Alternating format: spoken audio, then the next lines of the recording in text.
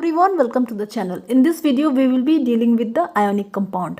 Student ions को समझने के बाद आयोनिक कंपाउंड बहुत इजी हो जाता है समझने के लिए. अगर आपने अभी तक आयंस वाली वीडियो नहीं देखी है तो आई इंसिस्ट प्लीज़ मेरे प्लेलिस्ट में जाकर एक्सेस करें एटम्स एंड मॉलिक्यूल्स में. You will definitely gonna love the video. So let's begin the video. See student, ionic compound किसे कहते हैं? नाम ही बता रहा है आयोनिक कंपाउंड मतलब वैसा कंपाउंड जिसमें आयंस प्रेजेंट होंगे. See compound which are made up of ions are known as ionic compound. मतलब वैसे कंपाउंड जिसमें आयन प्रेजेंट होते हैं. और आयंस हम किसे कहते हैं? Ions is the combination of cation and anions. Cation पर पॉजिटिव साइन, एनायंस पर नेगेटिव साइन. आयोनिक कंपाउंड हमेशा मेटल्स एंड नॉन मेटल्स के बने होते हैं. मतलब जब भी आप कंपाउंड देखोगे जिसमें मेटल और नॉन मेटल प्रेजेंट होगा, आप फट से पहचान लोगे कि वो कंपाउंड है आयोनिक कंपाउंड. ओके, सी मेटल्स हैं तो पॉजिटिव होंगे मतलब कैटायन होंगे मतलब इलेक्ट्रॉन डोनर होंगे. नॉन मेटल है तो नेगेटिव होंगे मतलब एनायन होंगे मतलब इलेक्ट्रॉन एक्सेप्टर है. अब ये बात को समझो, ये जो बात है इसको जानो, बहुत हेल्पफुल है, क्लास 10th में भी बहुत काम आएगी. This is the structure of atom, है ना. ये एटम के न्यूक्लियस होते हैं जिसमें नंबर ऑफ प्रोटॉन प्रेजेंट होते हैं, नंबर ऑफ न्यूट्रॉन प्रेजेंट होते हैं. और ये ऑर्बिट है और इस ऑर्बिट में इलेक्ट्रॉन रिवॉल्व करते हैं just like the planet revolve around the sun. Sun ये न्यूक्लियस हो गया और प्लैनेट हो गया इलेक्ट्रॉन. ठीक है. अब सपोज कर लो ये कोई एटम है. ये एटम अभी अनस्टेबल है, स्टेबल नहीं है, अनस्टेबल है. मतलब ये किसी से भी रिएक्ट कर जाएगा. मतलब इसके ऑक्टेट लॉ कंप्लीट नहीं है. ऑक्टेट लॉ क्या होते हैं हम जानेंगे वैलेंसी में. डोंट वरी, वहाँ चीज़ें और क्लियर हो जाएंगी. So this is the structure of atom. अब ये एटम खुद को स्टेबल करने के लिए सपोज कर लो अगर ये खुद में से एक इलेक्ट्रॉन किसी को दे देता है, एक इलेक्ट्रॉन किसी को दे देता है तो ये स्टेबल हो जाता है. ठीक है, फिर ये स्टेबल हो जाएगा. पर हमें कैसे पता चलेगा कि ये एटम खुद में से कितना इलेक्ट्रॉन देगा तो एक स्टेबल हो जाएगा? ऐसा भी तो हो सकता है कि ये 2 इलेक्ट्रॉन दे के स्टेबल हो, 3 इलेक्ट्रॉन देकर स्टेबल हो, या कोई इलेक्ट्रॉन ना दे और स्टेबल हो. ये हम जानेंगे इलेक्ट्रिक कॉन्फ़िगरेशन में, वैलेंसीज में. डोंट वरी स्टूडेंट, फिलहाल आप आयोनिक कंपाउंड समझो. सी तो ये एटम खुद में से एक इलेक्ट्रॉन किसी को दे दिया तो ये स्टेबल हो गया. ठीक है. और ये जो एटम है स्टूडेंट, ये भी अगर किसी दूसरे में से एक इलेक्ट्रॉन ले लेता है तो ये स्टेबल हो जाएगा. ठीक है. तो होता क्या है कि ये एटम खुद में से इलेक्ट्रॉन किसी दूसरे एटम को दे दिया, एक इलेक्ट्रॉन ये दे दीजिएगा तो ये स्टेबल हो जाएगा. तो वही एटम ये इलेक्ट्रॉन को गेन करेगा स्टूडेंट जिसको एक इलेक्ट्रॉन की रिक्वायरमेंट है. मतलब ये एक इलेक्ट्रॉन दे करके एक इलेक्ट्रॉन लूज करके स्टेबल होगा तो ये एक इलेक्ट्रॉन गेन करके स्टेबल होगा. तो इसका इलेक्ट्रॉन लूज किया हुआ एक्सेप्ट कर लेगा ये एटम और ये स्टेबल हो जाएगा. तो हमने क्या बोला? Metal is electron donor. Metal वो होते हैं जो इलेक्ट्रॉन डोनेट करते हैं. तो मेटल खुद में से इलेक्ट्रॉन निकालता है और मेटल का इलेक्ट्रॉन निकाला हुआ नॉन मेटल एक्सेप्ट करता है. और non metal is electron acceptor. और जैसे ही नॉन मेटल इलेक्ट्रॉन एक्सेप्ट करते हैं मतलब दूसरे की नेगेटिविटी खुद में गेन कर ली. यार नेगेटिविटी क्या, इलेक्ट्रॉन पे चार्ज क्या होता है? नेगेटिव होते हैं. तो दूसरे की नेगेटिविटी इसने गेन कर ली तो ये तो बड़ा नेगेटिव इंसान हो गया. इसलिए इस पर नेगेटिव चार्ज के साइन आ गए, है ना. तो हमने बोल दिया नॉन मेटल क्या हो गया? इलेक्ट्रॉन एक्सेप्टर हो गया. और इस पर नेगेटिव चार्ज आ गए इसलिए ये एनायन हो गया. तो नॉन मेटल एनायन है मतलब नेगेटिव चार्ज है मतलब इलेक्ट्रॉन एक्सेप्टर है. एंड मेटल जो खुद में से एक नेगेटिविटी किसी को दे दिया तो ये बड़ा पॉजिटिव इंसान हो गया. इसलिए मेटल इज इलेक्ट्रॉन डोनर और ये कैटायन है मतलब खुद पर एक पॉजिटिव चार्ज गेन कर दिए. मतलब मेटल का इलेक्ट्रॉन निकाला हुआ नॉन मेटल एक्सेप्ट करता है. तो अब ऐसा ना हो कि ये इसको इलेक्ट्रॉन दे दिया, ये स्टेबल हो गया, है ना. अब ये इलेक्ट्रॉन लेकर के भाग जाए तो एटम भागे ना. ठीक है, एटम भागे ना, इनके लिए क्या होता है, एक एटम दूसरे एटम के बीच में एक बॉन्ड का फॉर्मेशन होता है, एक बॉन्ड पेपर साइन होती है। और इसी बॉन्ड को हम कहते हैं स्टूडेंट, जब metal and non metal combine होते हैं, जिस फोर्स से, जिस बॉन्ड से, उस बॉन्ड को हम कहते हैं आयोनिक बॉन्ड। याद रखना, जब मेटल और नॉन मेटल कंबाइन होते हैं, मेटल एंड नॉन मेटल जब कंबाइन होंगे, उस बॉन्ड को हम कहते हैं, जिस बॉन्ड से वो कंबाइन होंगे उस बॉन्ड को हम कहते हैं आयोनिक बॉन्ड।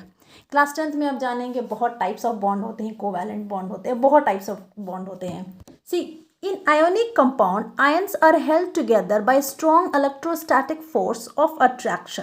आयोनिक कंपाउंड में आयंस एक दूसरे से स्ट्रॉन्ग इलेक्ट्रोस्टैटिक फोर्स से चिपके होते हैं, ना ये भाग सकता है इलेक्ट्रॉन लेके, ना ये भाग सकता है इलेक्ट्रॉन लेकर के। और ये बॉन्ड जो फॉर्म होता है मेटल्स एंड नॉन मेटल्स में, उस बॉन्ड को हम कहते हैं आयोनिक बॉन्ड और इलेक्ट्रोवैलेंट बॉन्ड। और ये जो टर्म है ना इलेक्ट्रोस्टैटिक फोर्स, ये क्लास 10th के फिजिक्स में आपको पढ़ने को मिलेगा और क्लास 12th के फिजिक्स में आपको पढ़ने को मिलेगा। मतलब वैसा फोर्स जो दो अपोजिट चार्ज से मिलकर अट्रैक्ट होता है। तो चलिए स्टूडेंट आयोनिक कंपाउंड्स के एग्जांपल्स देखते हैं। सी सोडियम क्लोराइड, ठीक है, फॉर्मूला होता है NaCl। सोडियम क्लोराइड क्या है, एक आयोनिक कंपाउंड है, तो इसका मतलब ये ज़रूर आयन से बने होंगे, इसका मतलब ये ज़रूर कैटायन और एनायंस के कॉम्बिनेशन से बने होंगे। तो सोडियम क्लोराइड NaCl, तो सोडियम कैटायन है, पॉजिटिव चार्ज होते हैं, क्लोरीन पर माइनस चार्ज होते हैं, एनायन होते हैं, ठीक है। हमें कैसे पता चलेगा कि सोडियम पर पॉजिटिव ही साइन होंगे और क्लोरीन पे माइनस ही साइन होंगे?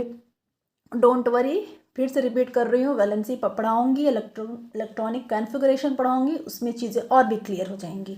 सी पोटेशियम क्लोराइड, पोटेशियम के सिंबल K होते हैं, क्लोरीन के सिंबल Cl होते हैं, ठीक है। ये आयन से बने होते हैं, ठीक है ना।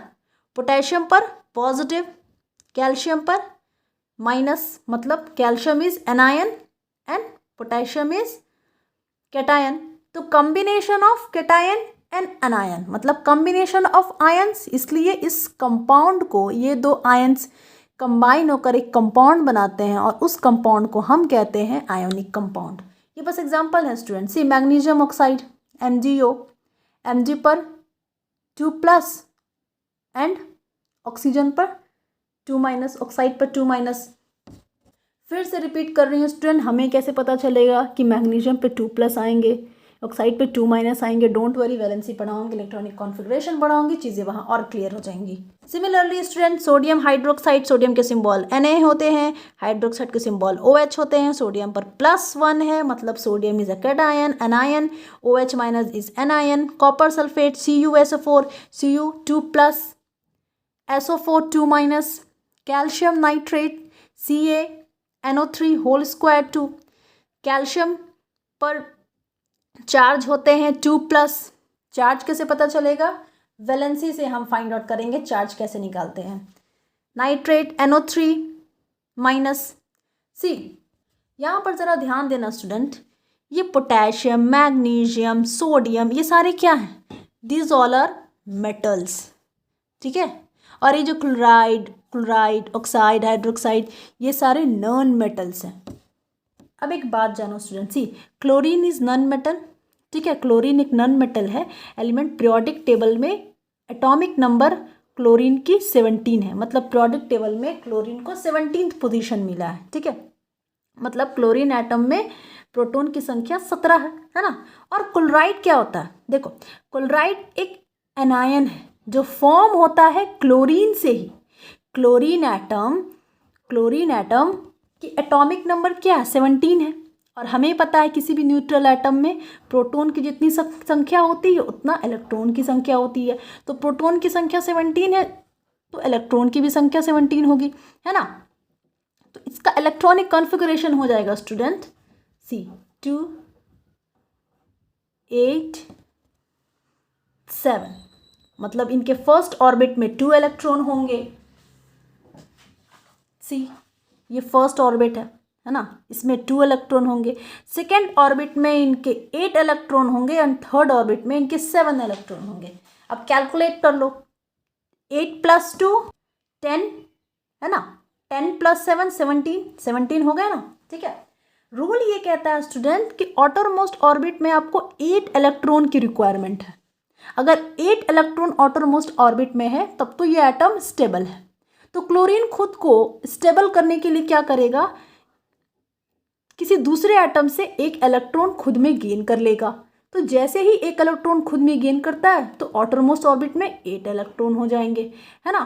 तो दूसरों में से ये एक इलेक्ट्रॉन गेन किया स्टूडेंट, तो क्लोरीन पर आ गए नेगेटिव साइन, क्योंकि गेनिंग ऑफ इलेक्ट्रॉन हम क्या बोलते हैं, नॉन मेटल की कैरेक्टरिस्टिक है ना।